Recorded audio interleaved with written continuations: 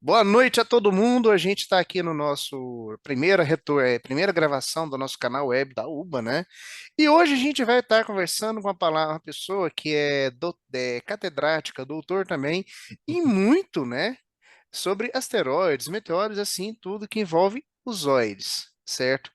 Tá aqui comigo Marcelo Zurita. Antes de tudo, deixe-me apresentar. Eu sou o Sandro, atual presidente da UBA, e também esse cara feio que vos fala aqui nessa entrevista com essa pessoa que está com a gente. Todo mundo sabe que a partir do dia 30 iniciou o Asteroid Day, né? Então aqui a gente está com o Marcelo Zurita para nos falar um pouco sobre esse momento, o que que envolve, entendeu? E Abramon, como ela atua dentro disso tudo. Mas antes de tudo, Zurita, dá um abraço aí pro pessoal, né? Seja bem-vindo também. Obrigado, Sandro. Obrigado, pessoal. Boa noite. Vamos falar sobre esse tema que é tão importante, né, que a gente trabalha aí tanto, não só no dia 30, mas, né, praticamente todo ano, né, para divulgar, para falar e para promover as ações do Asteroid Day em todo o Brasil. Show demais da conta. Zurita, nos fale um pouco de você. Como é que você entrou nessa vibe de astronomia, de Bramon, em verdade? Bom, eu comecei, eu gosto de astronomia há muito tempo, né? Eu me interesso pela astronomia desde criança. É, Quando foi lá pelo ano de 2009, 2010, mais ou menos, eu estava sentindo uma necessidade muito grande de ter um hobby, né? Que eu estava acabando me estressando, me envolvendo demais com o trabalho. E um dos hobbies que eu acabei me envolvendo, me interessando, foi justamente a astronomia, né? Praticar Certo. astronomia. Comecei com astrofotografia, e a astrofotografia me abriu as portas para a Associação Paraibana de Astronomia, da qual faço parte desde 2012, né? E aí, em 2016, a gente organizou aqui na Paraíba o Encontro Nacional de Astronomia, né? Eu estava no comitê, né, organizador, e nós tivemos o prazer de receber aqui, entre outras pessoas, o Saulo Machado, né, Hum, da GAEA, né, do de, é, grupo de apoio a eventos astronômicos, né, do Brasil. E o GAEA estava recebendo, né, a responsabilidade de coordenar as ações do Asteroid Day no Brasil. Então, o Saulo montou uma coordenação nacional e queria coordenações regionais, a qual ele me convidou para ser coordenador na região Nordeste do Asteroid Day. E entendi. foi assim que eu entrei para essa brincadeira aí que a gente está até hoje. Eu tô vendo. E a Bramon, me fala um pouco dela. Pois é, a Abramon eu entrei em 2015, né? Era no comecinho da Abramon, né? Ela tinha acho que um ano mais ou menos de operação. E no final de 2014 teve um evento, um episódio muito marcante para a gente aqui nessa região do Nordeste, que foi um bólido em Recife, né? No dia 15 de outubro de 2014. E foi um bólido que iluminou os céus aqui de Pernambuco, da Paraíba, de Alagoas. O pessoal viu aí em várias regiões, né, em vários estados aqui dessa região do Nordeste.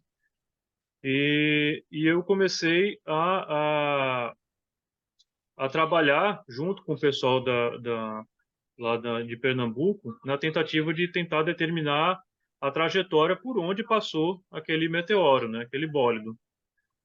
E aí, nisso, eu acabei conhecendo o Carlos de Pietro, né, que é um dos fundadores da Abramon, e a gente conversou muito, né, ele me convidou para entrar para a rede e eu não perdi tempo, né, em coisa de um mês eu já tinha comprado material para montar a estação, e no iníciozinho de 2015 eu estava com a estação já rodando, já funcionando aqui em João Pessoa, né, foi assim que eu entrei para a Abramon, tanto na Abramon como na APA, né, na Associação Paraibana de Astronomia, e no Asteroid Day também, né, o meu objetivo sempre foi contribuir da melhor forma possível, né, para que a gente pudesse aí alcançar os objetivos dessas instituições. Entendi. Então, a Bramon, quando a gente entra, então, ela seria uma espécie de uma rede de estações. É uma rede colaborativa, né, Sim. formada principalmente por astrônomos amadores aí de todo o país, onde cada um trabalha forma voluntária, montando uma estação que vai monitorar o céu, né, para registrar a passagem de meteoros pela atmosfera. A gente registra mais do que meteoros, registra lixo espacial, às vezes reentrando na atmosfera, registra satélites passando, registra aviões, insetos, morcego, coruja, um monte de coisa. Mas o objetivo principal é registrar e estudar a passagem dos meteoros pela atmosfera. Eu, sem querer entrei aqui no site da Bramon, até achei interessante que o título, né? Trem de satélite da SpaceX, né? Hoje o pessoal tá assim do tipo, é meteoro, não sei o quê, aí o pessoal vai falar, não, é satélite da SpaceX. Essa história assim, né? Quando É, acontecem essas confusões, como é que vocês dão conta de distinguir aquilo que seria um bólido, um meteoro, de uma uhum. estação SpaceX? De uma reentrada, né? É, de uma reentrada. Na verdade, é uma tarefa muito simples se a gente tiver pelo menos dois registros, né, em vídeo que mostra a passagem do meteoro, ou mostra o fenômeno, certo? Uhum. Porque com esses dois registros a gente consegue fazer o processo de triangulação, né? A gente consegue pegar as direções de visada de uma câmera e as direções de visada da outra, e com isso determinar a trajetória espacial por onde passou esse objeto, né? Então a gente consegue determinar a latitude, longitude e altitude do ponto inicial e final, tá? do meteoro. Sabendo a trajetória, né, e medindo quanto tempo ele demorou para percorrer aquela trajetória, a gente vai ter a velocidade do objeto, tá? Hum. E aí existe uma regrinha na física, né, na que para estar em órbita da Terra, o objeto precisa estar em velocidade no máximo 11,2 quilômetros por segundo. Né? Mas, e ainda mais, né, tipicamente, né, a velocidade de reentrada de objetos em órbita da Terra, por ele já ter perdido altitude, já ter uma órbita já mais circularizada em torno da Terra, é uma velocidade tipicamente em torno de 7 a 8 quilômetros por segundo. Então, se for um objeto com velocidade superior a 11,2 quilômetros por segundo, não tem como dizer que ele está em órbita da Terra, não é uma reentrada de satélite. Tá? Se ele for com a velocidade inferior, ainda existem alguns casos, né, que a gente pode dizer que são meteoros, porque às vezes os meteoros eles vêm na mesma direção de rotação da Terra, na mesma direção de translação, e com isso a velocidade dele acaba sendo, a velocidade resultante acaba sendo um pouco menor. Tá? Mas Então, geralmente, então, pelo uma assim, reentrada. então a gente dá conta de descobrir assim, o tipo do objeto em questão é pela forma da reentrada, então pela velocidade dele adquirida. É, basicamente pela velocidade. Pela velocidade, geralmente a gente já crava, porque é muito difícil a gente ter um objeto com a velocidade entre 7 e 11 quilômetros por segundo, tá? Que estaria é, é, compatível com uma reentrada, mas que em algumas situações especiais ainda pode ser um meteoro. Mas é muito raro a gente ver isso. Então, geralmente, em 90% dos casos, a gente já consegue cravar apenas medindo a velocidade. Se for superior a 11,2 quilômetros por segundo, é obrigatoriamente um objeto que não estava em órbita da Terra, certamente um meteoroide, né? A passagem de um meteoroide pela atmosfera. Entendi. Zurita, muita gente tem aquele medo assim do tipo, gente, o que que é asteroide Day? Será que, como surgiu o asteroide Day? E para que surgiu o asteroide Day? Você pode trazer essa ideia para o pessoal que vai nos assistir, está nos assistindo nesse momento? Uhum.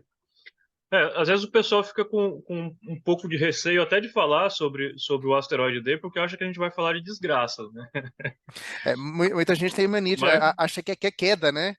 Será que o asteroide Day é, vai trazer uma destruição do mundo? Porque tem muitos vídeos aí, fala uhum, da teoria da conspiração, que o nosso é, planeta vai chocar com asteroide, um meteoro, uma coisa de tipo, né?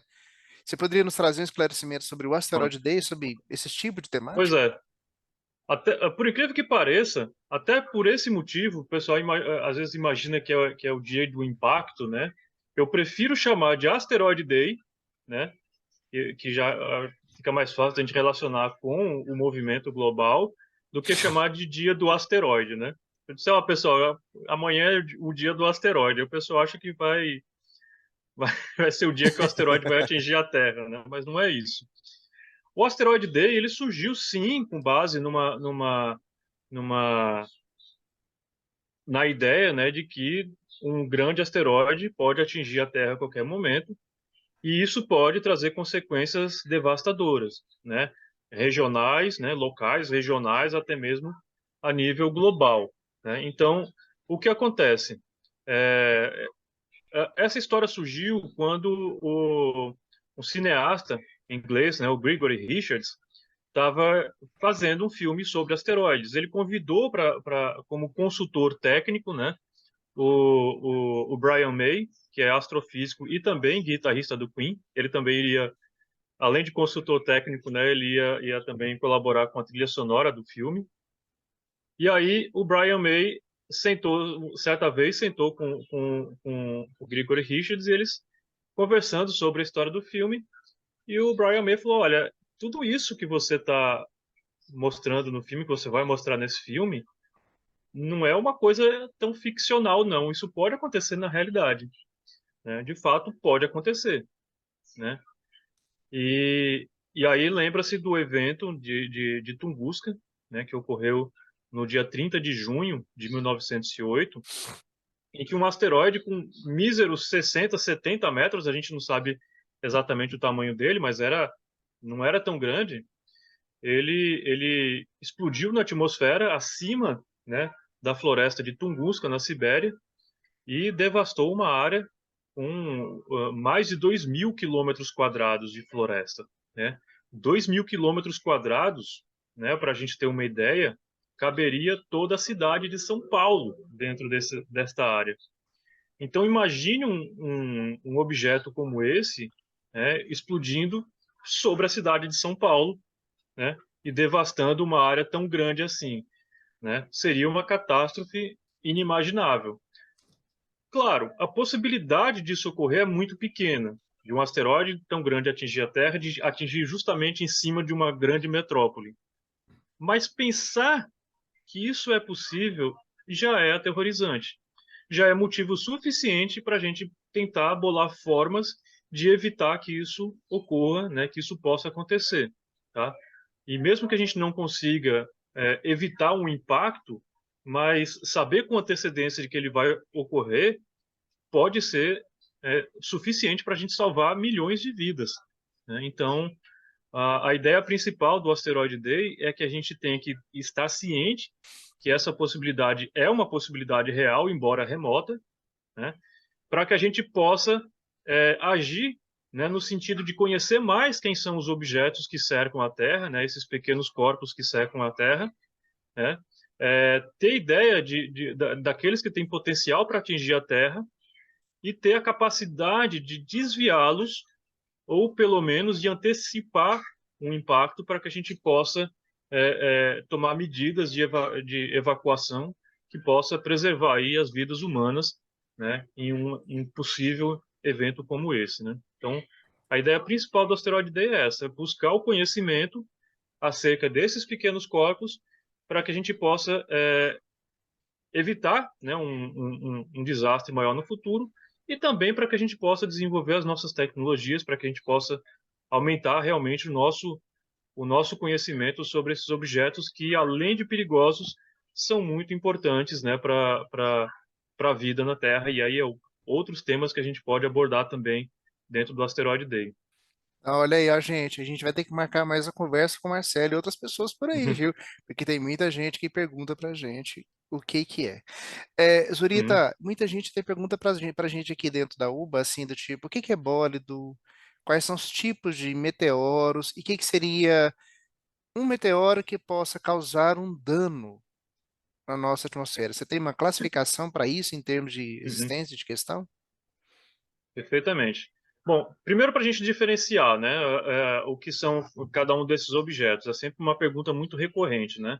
A gente fala, dentro do asteroide D, a gente vai falar de asteroides, a gente vai falar de meteoroides, vai falar de meteoros, vai falar de bólidos, né? Então, tudo isso termina remetendo à mesma coisa, que são rochas espaciais, né, em órbita do Sol, tá? São restos do processo de formação do sistema solar que permanecem ali orbitando o Sol e alguns deles cruzam a Terra. Tá? Essas rochas espaciais, enquanto estão no espaço, nós chamamos de asteroides ou de meteoroides, certo? A diferença entre um asteroide e um meteoroide é simplesmente o tamanho, é uma questão de apenas de nomenclatura. Tá? A gente chama de asteroide a rocha espacial em órbita do Sol com um tamanho superior a 1 metro. Se ele tem menos de 1 metro, aí a gente chama de meteoroide, certo? Quando um meteoroide atravessa a Terra, um asteroide ou um meteoroide atravessa a Terra, a atmosfera da Terra, a, a compressão dos gases que ela provoca, ela está em altíssima velocidade, então essa rocha vai comprimir os gases à sua frente, e esses gases, né, comprimidos, eles vão aquecer e vão ionizar, formando uma bolha de plasma à frente e em torno dessa rocha espacial, e essa bolha de plasma, né, brilha intensamente, gerando o fenômeno que a gente conhece como meteoro. Tá? O meteoro nada mais é do que o fenômeno luminoso provocado pela passagem de uma rocha espacial pela nossa atmosfera. Entendi. Tá? Se esse meteoro for muito brilhante, for mais brilhante do que o planeta Vênus, nós também chamamos ele de bólido ou fireball, né? Uma bola de fogo. Tá? É uma nomenclatura técnica apenas, tá? Mas não deixa de ser um meteoro. E se ele for mais brilhante do que a Lua cheia, né? Aí a gente vai chamar ele de superbólido, tá? Mas é da mesma forma um meteoro, certo? Então, se essa rocha, normalmente elas são vaporizadas pela passagem atmosférica, né? Pelo calor gerado na passagem atmosférica. Mas se ela sobreviver, né? Se uma parte dessa rocha espacial sobreviver à passagem atmosférica, aí nós temos o que nós chamamos de meteoritos, que são os restos, né, que é aquilo que restou, né, de um meteoroide que passou pela nossa atmosfera, tá? E É, esses meteoritos são muito úteis para a ciência, para a gente estudar, né, esses corpos celestes aí que nos cercam. eu entendi. Geralmente acontece, se por acaso alguém topar assim com a reentrância de um meteorito que cai na nossa fazenda, nossa terra, tem algum lugar que eles possam estar informando sobre essa queda? Qual que seria esse procedimento? Olha, não existe no Brasil um órgão oficial para receber esse tipo de notificação, tá? A Abramon, ela analisa, a gente sempre recebe e-mails de pessoas que encontraram alguma rocha diferente, tá? Então enviam para a gente, né, bramonmeteor@gmail.com, tá? Ou bramon@bramonmeteor.org. Então sempre enviam para a gente fotos para que a gente analise e dê um parecer inicial, Olha aí, ó, tá? gente, para quem perdeu o que ele falou, vai estar aí embaixo, tá? A gente vai colocar aí para vocês, para que você veja aí. Repete, por favor, aí, Zurita. Bramon. bramonmeteor@gmail.com ou bramonmeteor.org. Eu entendi. Zurita, vamos voltar então naquele contexto nosso inicial.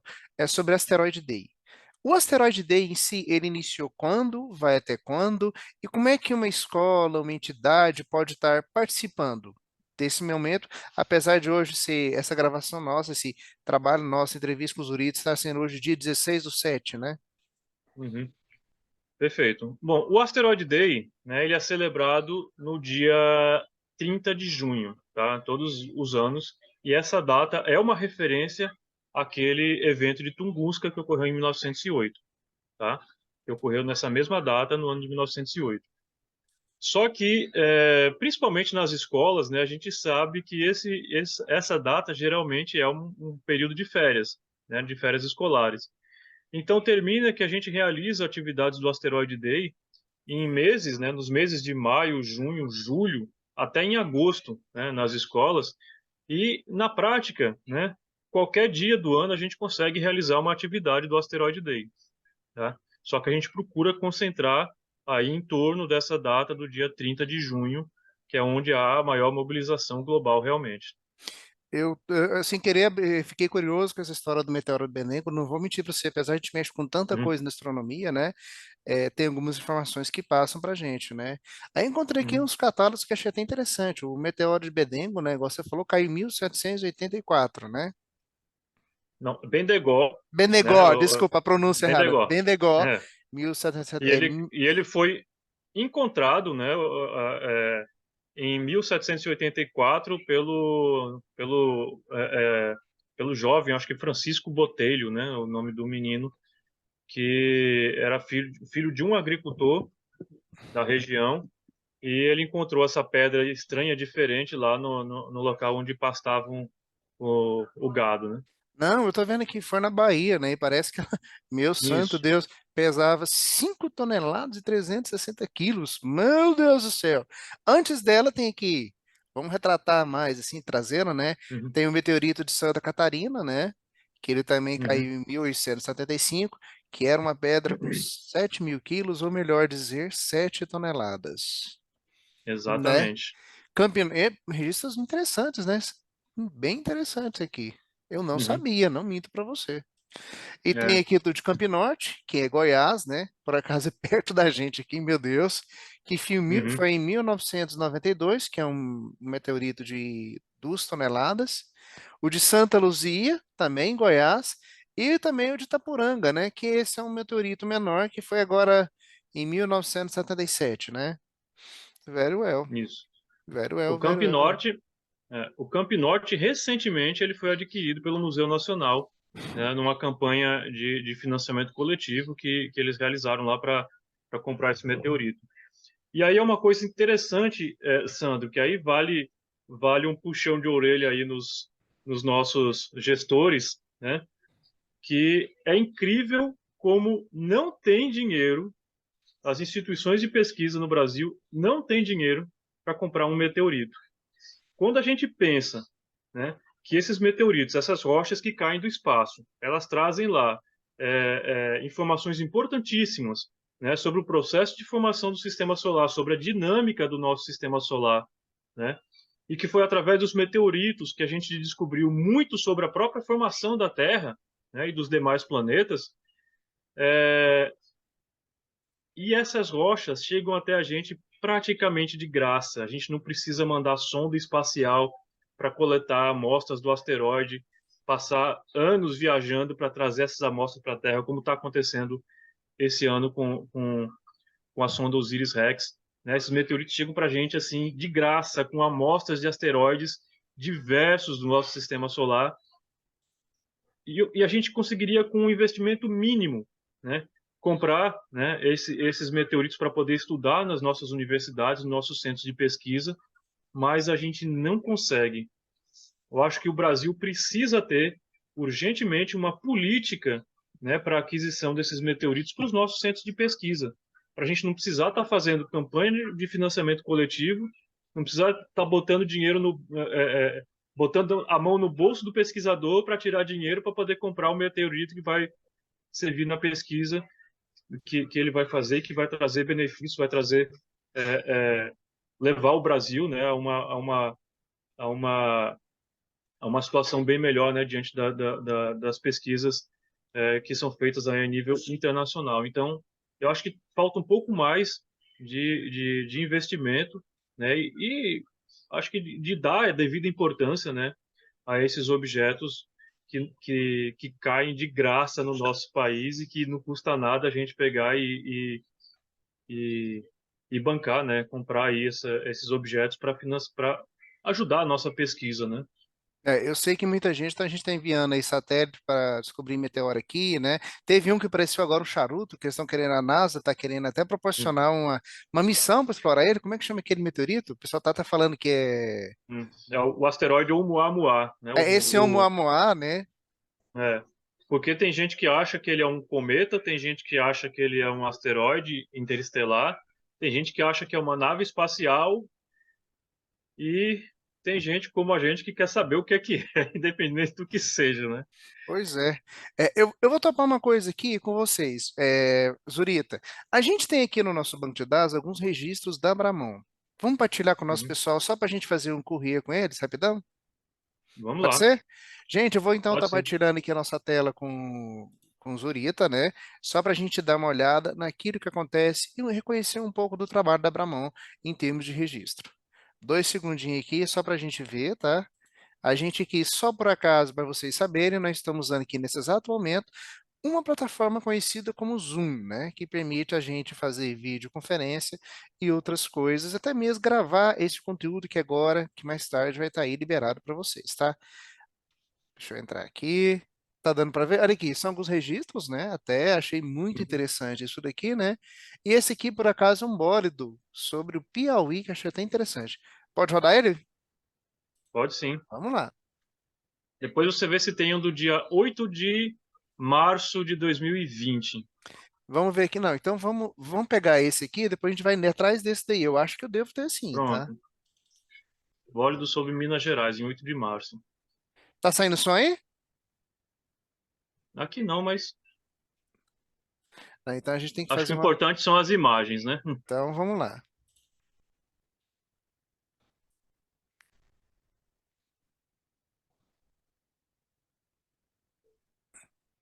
Aí são essas imagens aí, eu acho que todas essas imagens desse bólido do Piauí são de câmeras do clima ao vivo, né? E Que é e foram bastante faladas, né?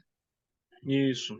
O Clima ao Vivo é uma empresa privada, né, que Certo. tem câmeras em todo o país, né, que monitoram o clima, né, monitoram aí as condições meteorológicas, né, de cada local. E a gente acabou firmando uma parceria com o Clima ao Vivo, né, para que a gente conseguisse buscar esses registros nas câmeras do Clima ao Vivo de bólidos, né, de meteoros mais luminosos, né? Então, sempre que tem algum relato, né, nas redes ou que a Bramon registra algum meteoro, a gente também entra em contato com o Clima ao Vivo para a gente buscar esses meteoros lá nas câmeras dele. E Eu não tem conhe... rendido Entendi. muitas imagens legais, né? E o que que seria esse clima ao vivo? Sim, eu realmente não vou mentir para você que eu nunca entrei, assim, para saber mais. A ideia do Clima ao Vivo nasceu da necessidade da pessoa saber como é que está o clima lá na cidade, como é que está o tempo lá na cidade que eu quero visitar. Então, por exemplo, eu quero é, é, conhecer Ouro Preto, mas eu não sei como é que está o tempo por lá. Vai que está chovendo e aí a chuva lá causa muita enxurrada, é meio problemático de andar por lá com chuva. Então você tem como acessar câmeras lá em Ouro Preto, na região de Ouro Preto, e ver como está o clima, ver como é que está o tempo antes de sair para ir lá, né? Antes de ir para lá. Então Né? ele Então tem, a ideia principal era essa. então eles têm várias câmeras espalhadas por aí que, por momento, ele pode pegar até esses registros que está sendo mostrado aí para o pessoal, né? Exatamente. Só que E- aí, com essas câmeras, eles conseguem não só, né, fornecer esse serviço para as pessoas, mas também conseguem registrar a passagem de tempestades, registrar a ocorrência lá de relâmpagos, de eventos luminosos transientes, né, como os sprites, né, e passagem de meteoros também. Né? Então, tudo isso a gente termina que se consegue produzir, né, bastante conteúdo também aí para noticiário, para internet, a partir das imagens das câmeras do clima ao vivo. eu entendi. Nossa, show, cara. Ó, esse aqui, por acaso, é o momento Primo ao Vivo, né? E lembrando que essa gravação aqui dele, o Registro Bordo sobre o Piauí, foi feita em 28/8/2021. Vamos tentar agora Uhum. ver esse que você falou pra gente, né, Zorita? De 2020, vamos ver se a gente tem Isso. ele aqui com a gente, tá? Tem o do Rio Grande do Sul, esse aqui, 8/11/2020? Não, não. 8 de maio, Dia da Mulher. Talvez esteja não, é 8 de maio mesmo. Não, então eu tô achando que esse aqui não chegou pra gente, não. Mas vamos Pronto. pegar esse do Rio Grande do Sul aqui, que eu tô achando que é esse. E tem 10 destaques de 2020 no Brasil e no mundo. Vamos pegar ele? Não sei se é conteúdo da Pronto. Bramon, mas fiquei curioso, pode ser? É sim, da Bramon. Pode pegar. Aí tem meteoros da Bramon e também registrado em outras partes do mundo, né? É esse aqui são 10 destaques de 2020, né? Isso. E eu acho que tem um no dia 1º de outubro de 2020 aí que esse aí foi super interessante, que ele foi, esse aí era um show do Alok que estava acontecendo lá em Goiânia E de repente e, parece um meteoro. e passou um meteoro lá, né? E aí teve um colega um colega aí de Goiânia, inclusive, que registrou o meteoro. Aí, Sim, eu sei, eu até sei mais ou menos quem você está falando. Ele é hiper amigo nosso do com a Ari, né? isso, Trabalha juntamente com o pessoal da Players do Sul de vez em quando, em alguns momentos, né? isso. Ele entrou para Pleiades do Sul com essa história, com esse meteoro que ele registrou lá. E esse aí é um meteoro diurno, né? A gente vê aí como foi luminoso, né? Para gerar esse brilho todo, mesmo durante o dia, né? É, num dia ele tem mais destaque ainda em termos de aparência, né? E esse aqui foi na Uhum, Croácia, né? exatamente. Houveram meteoritos resgatados dessa queda aí. Esse em Pernambuco foi um que a gente acredita que tenha deixado meteoritos em solo. A gente traçou, inclusive, a área de dispersão desses meteoritos, mas foi uma equipe para lá, mas a gente não conseguiu encontrar, tá? Ele caiu lá próximo. Agora deixa eu ver se eu me lembro o nome da cidade. É próximo a Buíque, Esse aqui a gente tá vendo em Serra Pernambuco. Talhada, né? Isso. Aí a gente consegue ver esses pontinhos luminosos separados no final. É justamente os fragmentos, né? Os maiores fragmentos se dispersando. Quando a gente vê Entendi. esse tipo de coisa, é um indício de que possa haver, né, meteoritos, né, que meteoritos possam ter resistido à passagem atmosférica. Eu imagino o susto desse cara aqui da Polônia, né? Dirigindo de carro, ele parece passa um aqui na frente. Olha esse aí, cara, de Poznan, Polônia. É, a gente também trabalhou na definição da trajetória desse meteoro, né? Havia uma suspeita de meteoritos, né? E depois foi confirmado, né? Foi encontrado pelo menos um fragmento do meteorito aí gerado nesse bólido. Desse bora daqui, né? Geralmente, quando Isso. esses meteoritos assim são encontrados, assim, eles têm um destino assim. Existe alguma lei que fala que é do estado, sei lá, Não, não. São objetos. Isso aí é bem interessante. Indianápolis, né, São Paulo. É, Olha só, cara. Indiaporã. E esse daí, foi até com o Renato, né? O Potronier. Olha Isso. só. O Renato Potronieri está sempre registrando coisa legal lá. Não, o Tem Renato. várias câmeras, né? Aham. E olha, esse daí foi interessante porque ele foi fotografado lá pelo André Casagrande a partir de 1º de maio no Paraná. Ele estava fazendo foto do céu quando esse bólido passou. Olha que maravilha, né? É um E cara. esse aí foi um Earthgrazer, que a gente chama. É um meteoro que resvala na atmosfera da Terra, né? E ele acaba percorrendo enormes distâncias, né? Com alto brilho, porque ele era um objeto grande, né? Mas ele não chega a cair. Ele resvala mesmo, ele atinge a atmosfera da Terra, ele perde um pouco de altitude, mas depois ele volta a ganhar e retorna para o espaço. Então ele Ele não chega. chega, Ele não chega a cair no planeta, em nenhuma área dele. Ele só não. resvala perto da atmosfera em questão, né? Ele não atinge as camadas mais densas da atmosfera, né? Ele perde muito pouca velocidade e depois ele sai. Existem casos, né, estudados aí de Earthgrazers em que o objeto passou pela atmosfera, retornou ao espaço, mas com velocidade reduzida, que fez com que ele desse uma volta na Terra e caísse de novo depois. Eu fiquei curioso com isso aqui. Vamos supor assim, esse tipo de objeto. Ele passou rente à nossa atmosfera, mas ele para ter essa cauda, toda essa luminescência que ele está tendo aqui, a gente pode falar que ele chegou a entrar na nossa atmosfera ou Sim. esse brilho todo, Uhum. esse estado dele que é natural dele mesmo, só porque ele chegou muito Sim. abaixo? Isso. O fato dele formar essa bolha de plasma é sinal de que ele está interagindo com os gases atmosféricos. Então ele atingiu a nossa atmosfera. O que ele não fez foi chegar às camadas mais densas, né? Essas que vão produzir uma energia maior, que vai produzir um brilho maior e que vai fazer com que ele acabe perdendo velocidade, né, e caindo na Terra. Ele passa Entendi, de raspão mesmo e vai embora. entendi. Vamos lá então continuar vendo, né? A gente deve estar. Esse aqui foi em Brawley Island, na Isso. Austrália.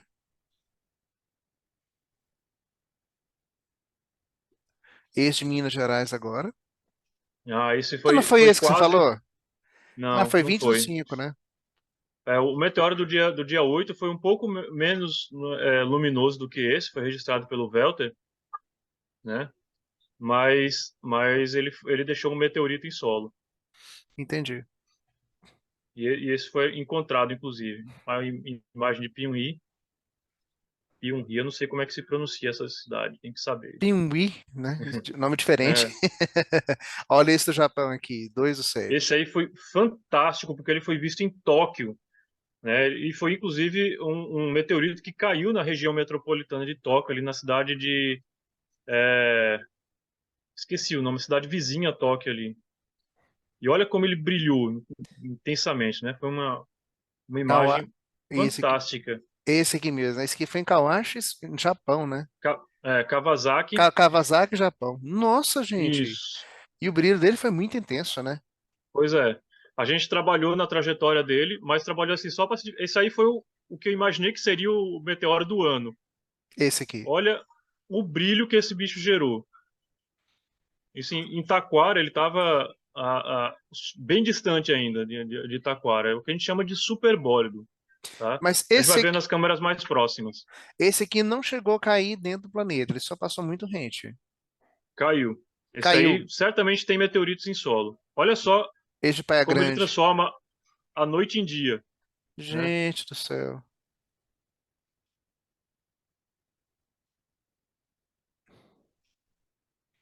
Esse aqui, o pessoal teve um segundo, uma estrela super cadente, né? É, Quem gosta de fazer pedido tá aí. olha aí, ó, em turvo. Turvo, Santa Você vê que Catarina. e uma coisa interessante, quando o objeto está próximo do horizonte, quer dizer que ele está bem distante. É ao contrário do que parece, né? É porque Olha só a luminosidade. a primeira ideia que a gente tem é que ele tá muito perto da gente, né? É. E esse aí foi o que desbancou esse superbólido lá do Rio Grande do Sul, que foi esse meteoro aí. Isso aí acho que é uma imagem do avião, inclusive. Olha só como brilhou, parece o Sol, Meu né? Deus, E, gente. e a gente vê que ele está distante, inclusive amarelado, né, pela quantidade de atmosfera que tem, né, entre o bólido e o observador, né? Olha só, parece que está alvorecendo, né? Inclusive. Tá parecendo que tá florescendo, parece que tá tendo um segundo sol, né? É. E ainda Hum, teve espaço para ter um outro bólido maior, mais intenso do que esse em 2020. Mas a gente não tem imagens dele. não tem mais dele, mas será que alguém não tem algum registro por aí? Não, ele ocorreu sobre o mar de Bering, né? Lá no fim do mundo mesmo. Aí tá difícil, né? É, mas ele foi o mais intenso, o mais energético objeto registrado desde Chelyabinsk, né? Chelyabinsk teve 440 quilotons de energia, esse teve 130, se eu não me engano, quilotons. Me manda uma curiosidade aqui, Marcelo. A gente tem muitas aquelas classificações de cometa, meteorito, asteroide, meteoro e meteorito. A famosa Uhum. estrela cadente, dentre esses nomes, seria o asteroide, meteoro? Onde estaria encaixada essa definição? É, a estrela cadente é o nome popular para asteroide, né? Ah, É, sim. e eu me lembro bem quando eu era criança, né, eu morava em São Paulo e todo final de ano a gente viajava para casa dos meus avós, né? Batia as férias escolares e ia para casa dos meus avós que ficava em Iguaraçu, no Paraná. Era uma viagem longa, né, que a gente fazia durante a madrugada. Mas criança, né, sempre agitada, né? Não adianta estar viajando, vai estar agitada, não dorme de jeito nenhum. Meu tio, ele me introduziu nesse negócio dos meteoros nessa época, né? O meu tio contou uma história bem bacana para mim. Falou: olha, Marcelo, quando você estiver na estrada, fica olhando para as estrelas, porque se olhar bem atentamente para elas, elas caem. Ah, E Marcelo, final, pode falar. pois é, final de ano é a época das Geminidas, que é uma das chuvas de meteoros mais intensas que tem. Então, quando eu estava viajando, né, para ir para casa dos meus avós, eu ficava olhando para as estrelas e de repente uma caía, né? Uma dessas passava um meteoro das Geminidas e eu pensava que era uma dessas estrelas que eu estava olhando lá que tinha caído. E foi essa eu diria que foi a minha primeira, foram as minhas primeiras sessões de observação de chuvas de meteoros que eu fiz En- na vida. Eu não lembro Entendi. que idade eu tinha, mas era bem criança. Zurita, há um tempo atrás, a Discovery, ela tinha soltado para um documentário, né, sobre Uhum, suposições daquilo que poderia estar acontecendo. Eu fiz um corte num pequeno trecho aqui, até mesmo para perguntar, te mostrar e perguntar para o nosso público saber, para a gente fazer uma espécie de um fechamento. A gente pode uhum. mostrar então e para a gente finalizar com aquela pergunta, se isso pode acontecer. Vamos Pode lá. ser?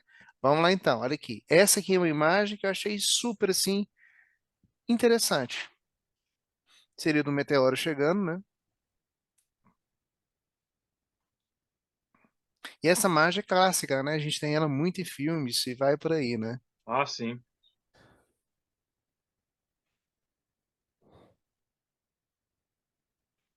Tocando a música de Pink Floyd. Sim, até tirei aqui o som porque não mostra mesmo, né? O pessoal não escuta, né? Então eu Ah, falei, não, vamos deixar assim, depois a gente bota uma coisa de fundo. né, a Aí, imagem eu não sei, mas o som com certeza tem, um efeito vai ter legal, né? problema com direitos, né? É, Sim, aí pelo menos a gente deixa assim para não ter problema de direitos autorais, bloquear o vídeo, né?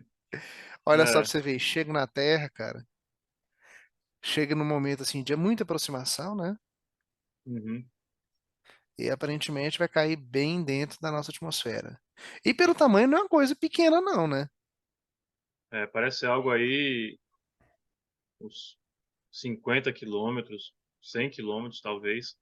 Não se tem aquela teoria que os dinossauros foram extintos com, poder-se dizer, com uma teoria desse tipo? Sim. É um asteroide até relativamente bem menor do que esse daí, né? Um asteroide com 10 a 15 quilômetros de diâmetro aproximadamente, que caiu na região da Península de Yucatán, né? Sim, Mais formando aí a cratera de Chicxulub. Então é uma teoria hoje já das mais aceitas, né? Como causa da extinção dos dinossauros e de grande parte, né, da vida, né, das espécies existentes naquele período. entendi.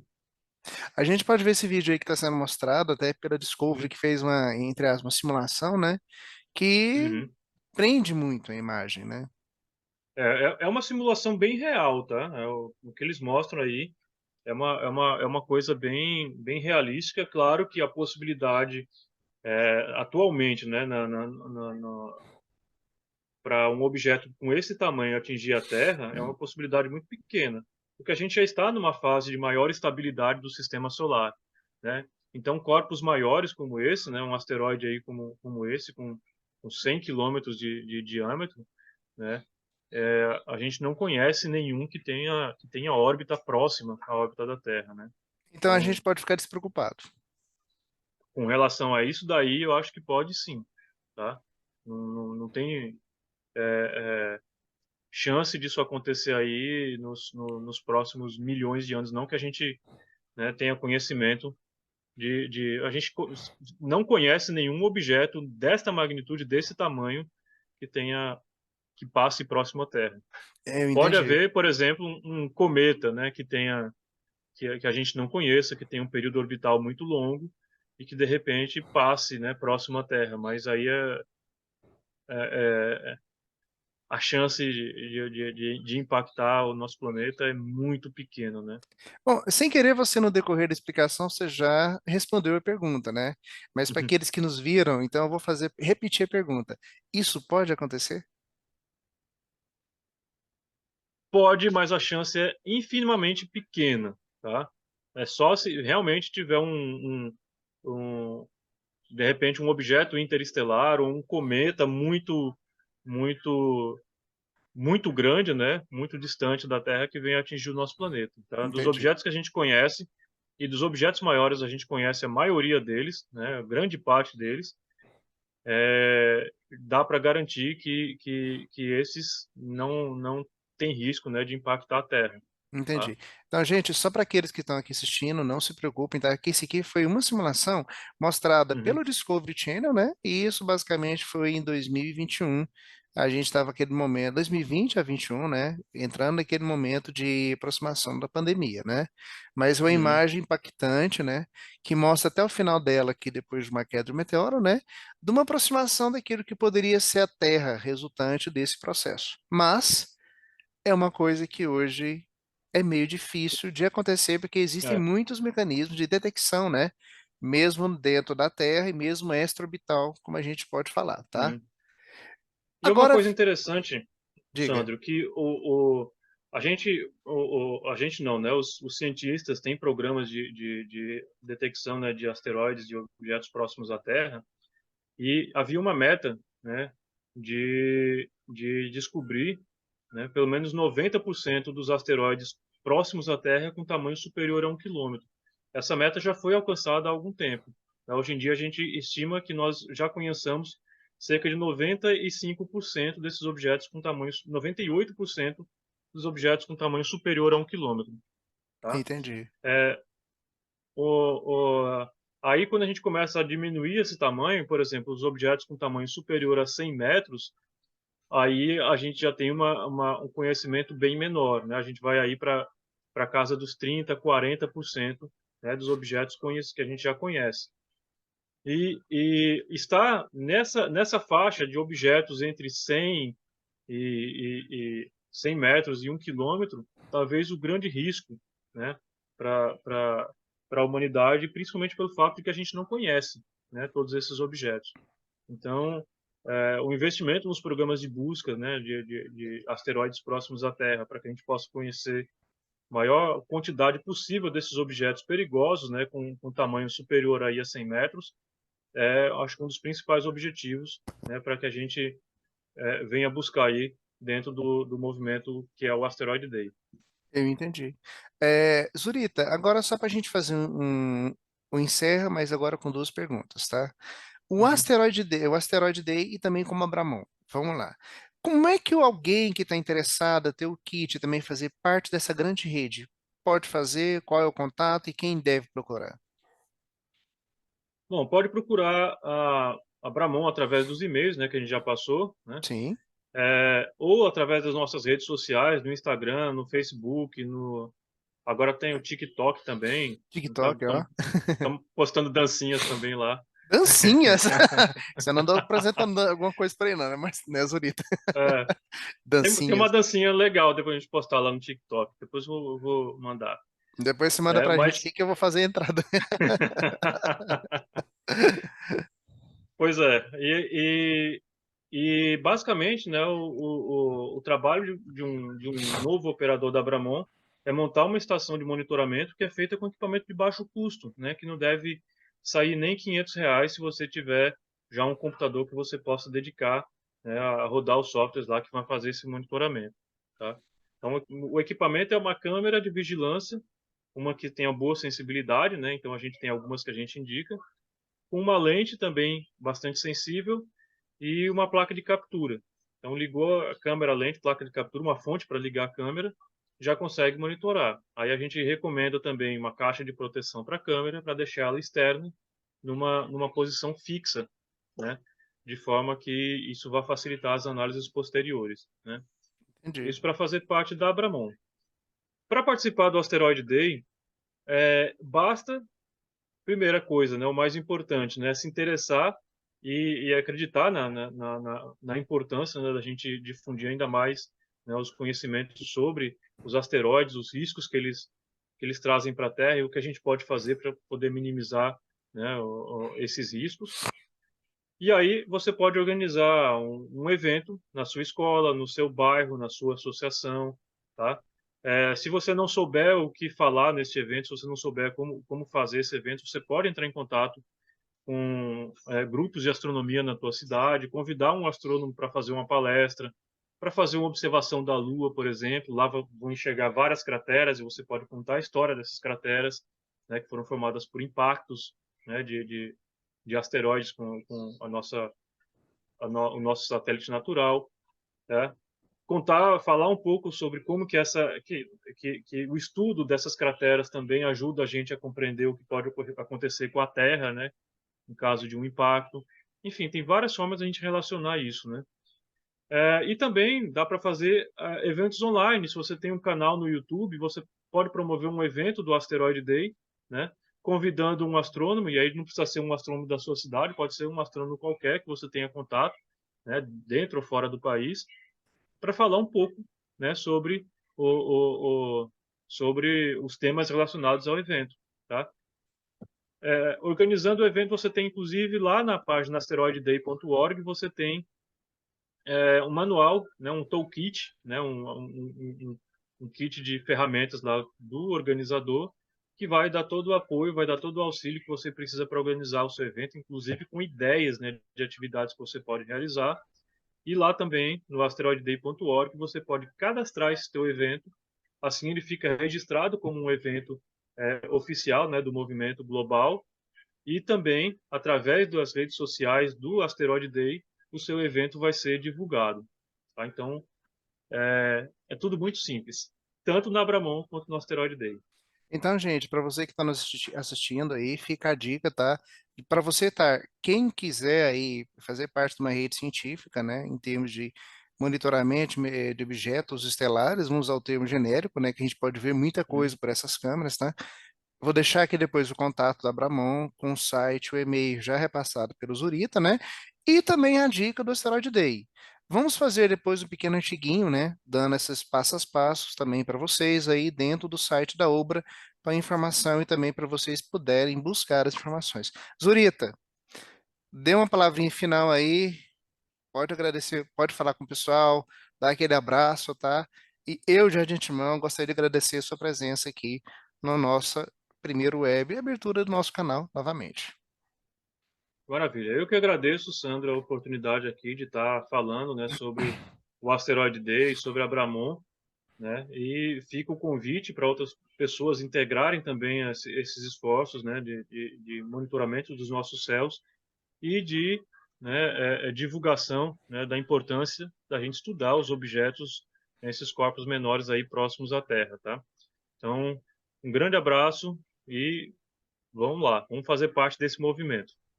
Então, gente, obrigado a todos. Zurita, agradeço novamente aí a sua presença, seu compartilhamento de conhecimento e vamos aguardar a nossa próxima entrevista sobre astronomia com pessoas que fazem a diferença, como o Zurita. Abraço, obrigado e tchau para todos. Obrigado, Zurita. Valeu!